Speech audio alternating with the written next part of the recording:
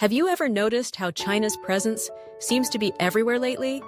From African highways to South American ports, and even inside the smartphones we carry, China's influence is spreading faster than ever before.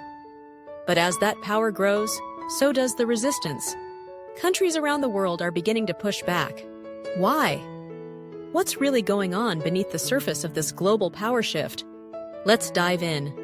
Over the past 2 decades, China has transformed from a manufacturing hub into a global superpower. Through massive infrastructure projects like the Belt and Road Initiative, it has built roads, bridges, and railways across Asia, Africa, and Europe.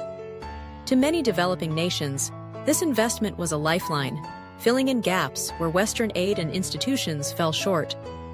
But as the deals piled up, so did the debt. Critics began to accuse China of practicing debt trap diplomacy, where it offers big loans that countries struggle to repay, ultimately giving China more control over critical infrastructure. Take Sri Lanka, for example. When the country couldn't repay a Chinese loan for the construction of the Hambantota port, it had to hand over control of the port to China on a 99-year lease. For many, that was a wake-up call. It sparked fears that China's generosity came with strings attached, strings that could entangle the sovereignty of smaller nations.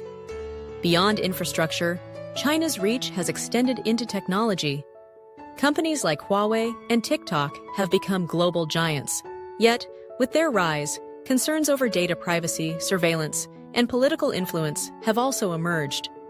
The United States, India, and several European countries have either banned or restricted Chinese tech firms.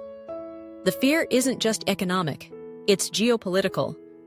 What happens when a rival power holds the keys to your digital infrastructure? Even in the South China Sea, Beijing's growing assertiveness has sparked alarm. Despite international rulings against its claims, China has built artificial islands, deployed military assets, and intimidated neighboring countries. Nations like the Philippines and Vietnam have found themselves caught between economic reliance on China and the need to protect their territorial rights. But here's the twist. The backlash isn't just coming from governments, it's coming from people. Across Africa, there are growing protests against Chinese-owned businesses accused of mistreating local workers. In Europe and North America, public sentiment has shifted as concerns about Chinese human rights abuses, especially in Xinjiang and Hong Kong, enter mainstream discourse. Suddenly, engagement with China isn't just a political issue, it's a moral one. Still, the situation isn't black and white. While some criticize China for playing unfair, others point out the West's double standards and past of exploiting the same regions it now seeks to protect from Beijing's influence.